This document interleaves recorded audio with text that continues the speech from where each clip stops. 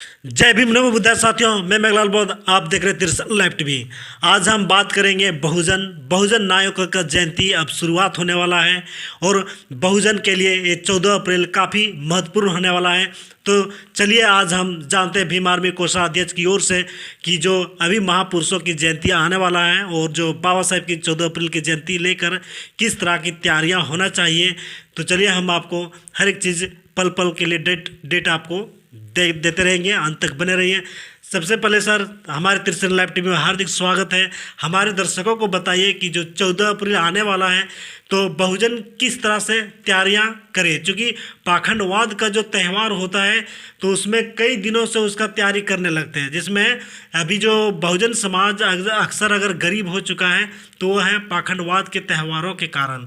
लेकिन जब बहुजनों की बात होता है तो बहुजनों का वो त्यौहार नहीं छोड़कर जो महापुरुषों ने जो अपने हक अधिकार दिए उनके जो जयंतियाँ मनाए जाते हैं वो हम लोग रियल में त्यौहार माना जाता है। तो चलिए सर, सबसे पहले हमारे दर्शकों को बताएं कि ये 14 अप्रैल किस तरह से होना चाहिए और बहुजन के किस तरह आगे स्टेप होना चाहिए। जय भीम नमो बुद्धा। सबसे पहले तिरसन लाइव टीवी को धन्यवाद।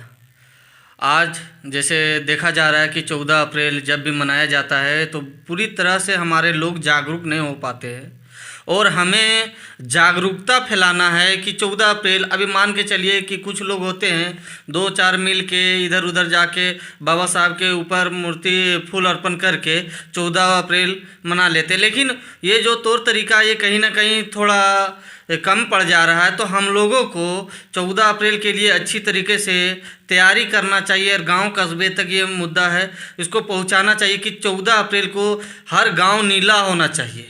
गांव घर कले मोहल्ले अपने नीले झंडे को लगाना चाहिए। 14 अप्रैल में बाबा साहब की विषय में बताना चाहिए, जिससे लोगों तक जागरूकता मिले और लोग आगे बढ़ चढ़ के अपने बहुजनों के लिए काम कर सके। और बताइए कि जैसे कि 14 अप्रैल को अगर केवल मना के जयंती यूँ ही, लेकिन उनको विचारों को अक्सर समाज जन जन तक नहीं पहुंचा पाते हैं, तो इसके बारे में आपका क्या ख्याल है। देखा जाता है ये सवाल तो बहुत वाजिब है। अभी बहुत सारे नेता लोग आए हुए हैं, हम तो किन्हीं का नाम नहीं ले सकते हैं, तो क्या करते हैं कि जाके फूल अर्पण करके, जैसे अभी पहले भी बोल चुके हैं, फूल अर्पण करके क्या करते निकल देते हैं। तो वैसा नहीं होना चाहिए। बाबा साहब बोले हैं कि मेरा कोई मत ना, मेरा विचारों का महत्व है। बाबा साहब हमेशा बहुजन सुखाय बहुजन हिताय के ऊपर काम किए हुए हैं और बोले हैं कि मेरे रुके हुए कार्य को आगे बढ़ाना है, तो इस पर बात करना है। 14 अप्रैल को कुछ ऐसे तैयारी करना है जो लोगों तक उनका विचार पहुँचे और एक नया दिशा लोगों को मिले। और अक्सर देखा जाता है कि उनको विचारों को नहीं, केवल जब जयंतियाँ जब आती हैं उस समय केवल फूल माला अर्पण करके बस वहीं केवल काम खत्म कर दिया जाता है। जो बाबा साहब का जो इच्छा था कि शिक्षित बनो, संगठित हो, संघर्ष करो, तो ये सब भी वो कार्य भी नहीं करते। अक्सर देखा जाता है समाज में अभी दिन ब दिन वही बाबा साहब के जो विचारों को भी उसको खंडन कर रहा है और साथ ही साथ जो बाबा साहब की मूर्तियों को भी अभी तोड़ा जा रहा है। अभी झारखंड में देखा जाता है कि आपका पलामू जिला में वहाँ भी बाबा साहब की मूर्तियों को तोड़ दिया जा रहा है। तो उस मनुवाद लोगों को आप क्या कहना चाहेंगे। देखिए, अभी तो मनुवाद लोगों का जो विचार है वो तो अपना सफल की ओर है। मनुवाद जो चाह रहा है वो अपना संपूर्ण करते हुए चले जा रहे हैं कि इसको उखाड़ के फेंक देना, और वो कहीं ना कहीं लगे हुए हैं और अपना रास्ता में सफल होते जा रहे हैं। सबसे यहाँ पे देखने वाली बात यह है कि हमारे लोग पाखंडवाद में डूबे हुए हैं।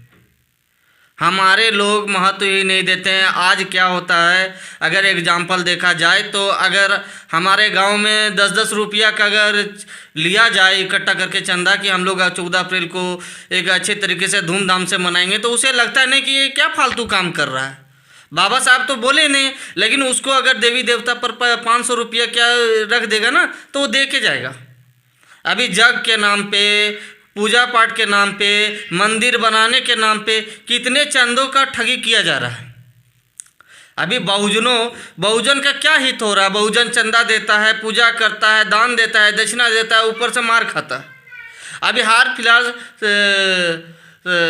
जो शंकर जी का विवाह का जो एक संबंध पर्व है शिवरात्रि, उसमें बहुत से सारे जगह पे पेपर में आउट हुआ कि यहाँ पे दलित लोगों को मारा गया, वहाँ तो दलित लोगों को घुसने नहीं दिया गया, इस तरह का सूचना आया।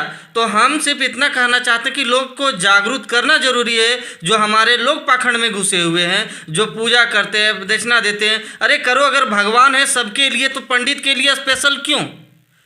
पैसा से ही भगवान आए तो ये क्या मतलब है? तो फिर तो वो तो भगवान है ही नहीं।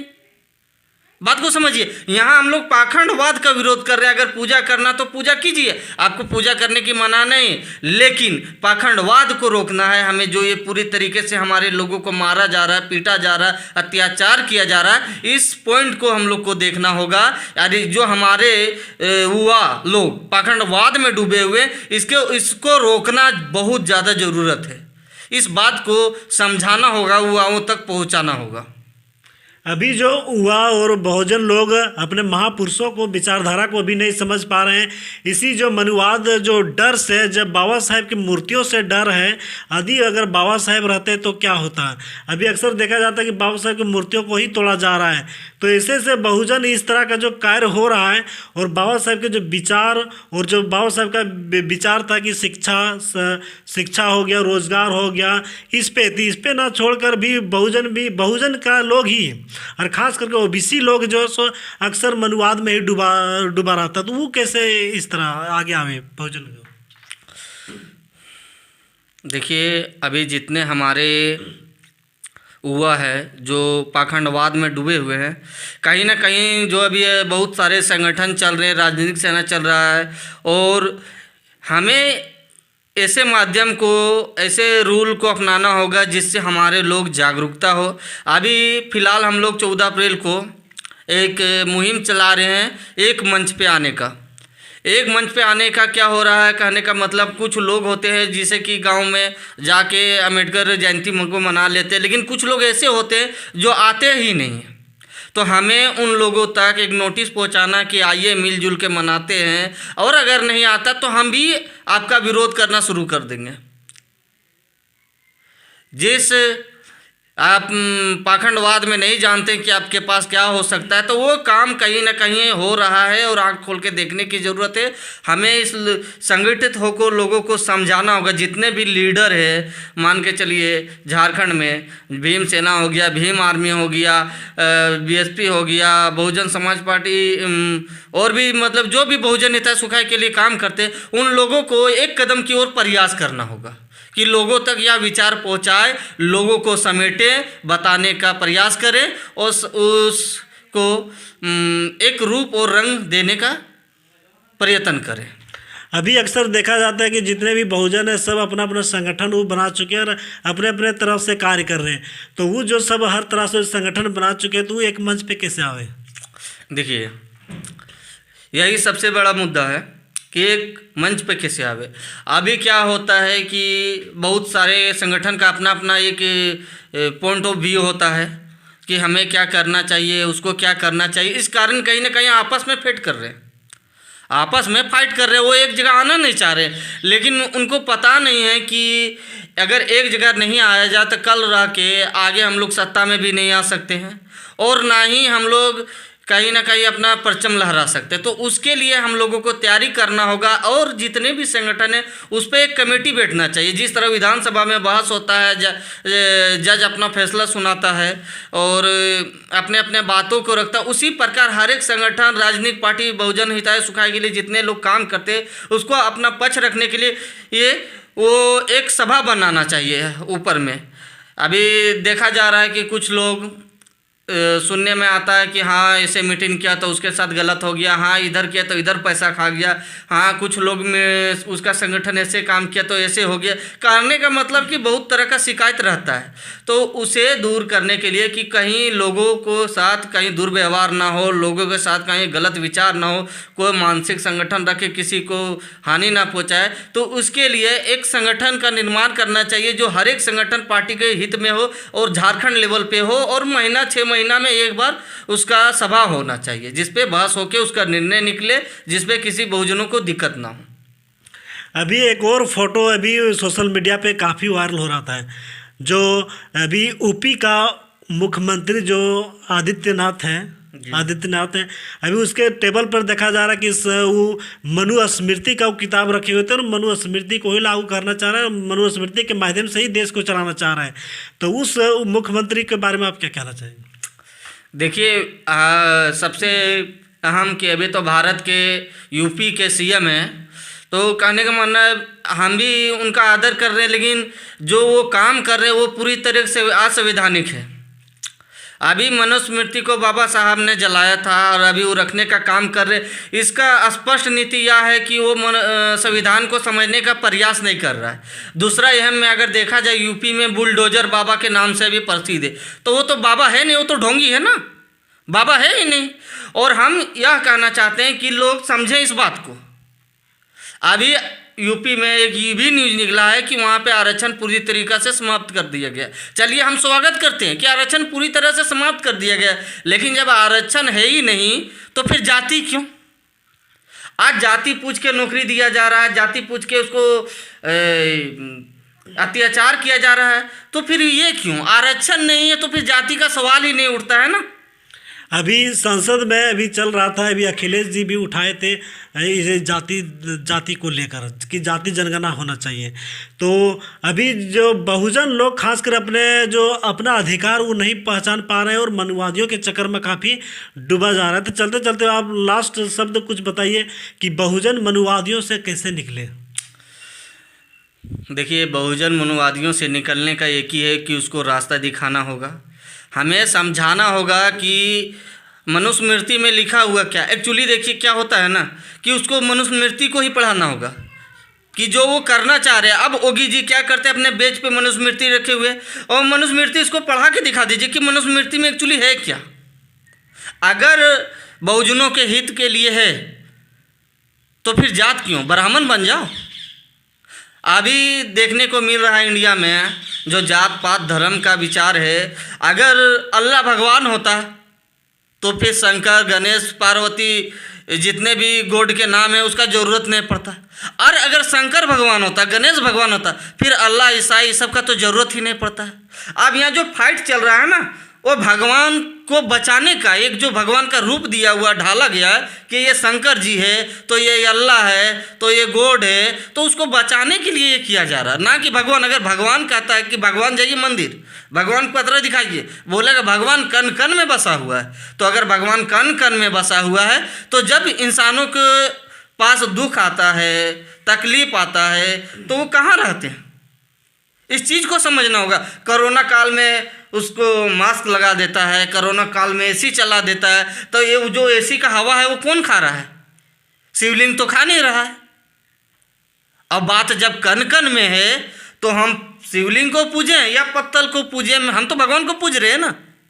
पाखंडवाद को समझना है, हम भगवान को नहीं। यहाँ पाखंडवाद को सिर्फ समझाने के लिए बैठे कि पाखंडवाद में जो ये लोग फंस रहे हैं वो गलत है।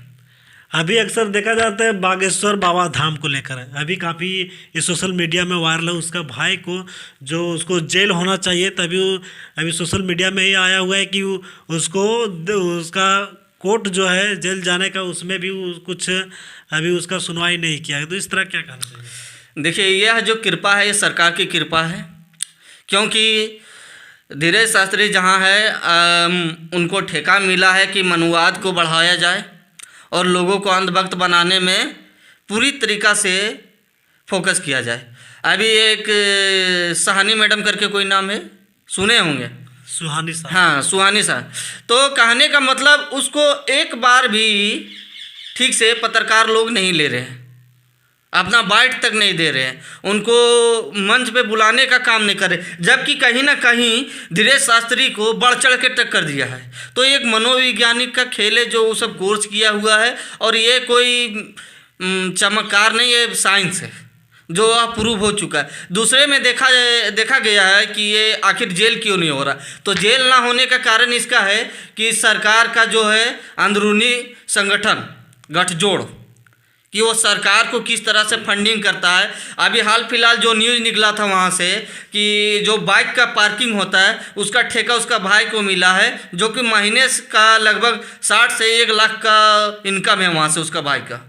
और दूसरे में ये देखे होंगे आप लोग, अडानी के पोर्ट से जो ड्रग्स था और जेनविन लगभग बहुत सारे आंकड़े में पाया गया था, लेकिन वहीं पे बॉलीवुड में सिर्फ 100 ग्राम 50 ग्राम 10 ग्राम ड्रग्स लेने से विवाद छिड़ गया था मीडिया में। लेकिन अब बताइए कि थोड़ा अब जो चल रहा है हिंदू राष्ट्र का मांग, तो हिंदू राष्ट्र और संविधान राष्ट्र दोनों में से बहुजन को किसमें ज़्यादा फायदा है, हिंदू राष्ट्र या तो संविधान राष्ट्र? देखिए, अभी फिलहाल तो संविधान राष्ट्र चल रहा है, संविधान राष्ट्र चलता ही रहेगा। अगर हिंदू राष्ट्र में फ़ायदा होता तो इससे पहले जब हिंदू का बोलबाला था उस समय बहुजन लोग आज़ाद होते, ना कि गुलाम। आज के SC ST OBC में देख लीजिए उठा के, पहले आखिर गुलाम के नाम से क्यों संबोधित किया जाता है? हर एक बुक में, हर एक आज जितने भी संगठन को देखिए, जितने भी बहुजन नेता को देखिए, ये बोलता है कि पहले गुलाम थे। क्यों थे? वो अपने आप को एक पहले का रूप से प्रचलित कर रहे हैं। तो कहीं ना कहीं हिंदू राष्ट्र कोई मान्यता वाला चीज़ है नहीं। उसको अपनाने के लिए कितने लोगों को, अगर देखा जाए 100 करोड़ लोगों को कम से कम कत्लेआम करना होगा, तब जाके एक हिंदू राष्ट्र बनेगा।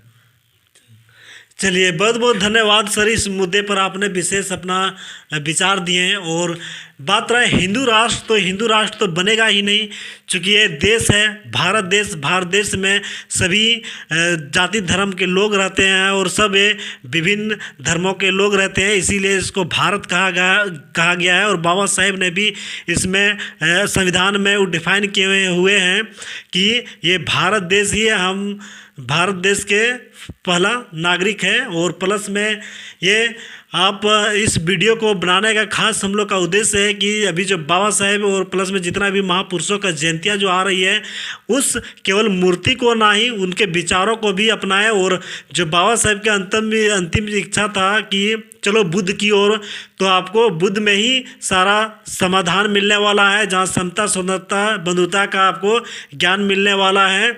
आपको इस पाखंडी ढोंगी में इसमें कुछ भी नहीं है। अब ये चलो बुद्ध की ओर, चलो बुद्धम की ओर, इस विचार को अपनाएं और आगे बढ़ने का आपको मार्ग मिलेगा। फिर मुलाकात होगा अगले वीडियो के साथ। अभी तक हमारे चैनल को सब्सक्राइब नहीं किए तो सब्सक्राइब करें, इस वीडियो को अधिक से शेयर करें, लाइक करें, कमेंट करें। फिर मुलाकात होगा अगले वीडियो के साथ। मैं मेघलाल बौद्ध, कैमरामैन विजय कुमार बौद्ध के साथ। जय भीम, नमो बुद्धाय।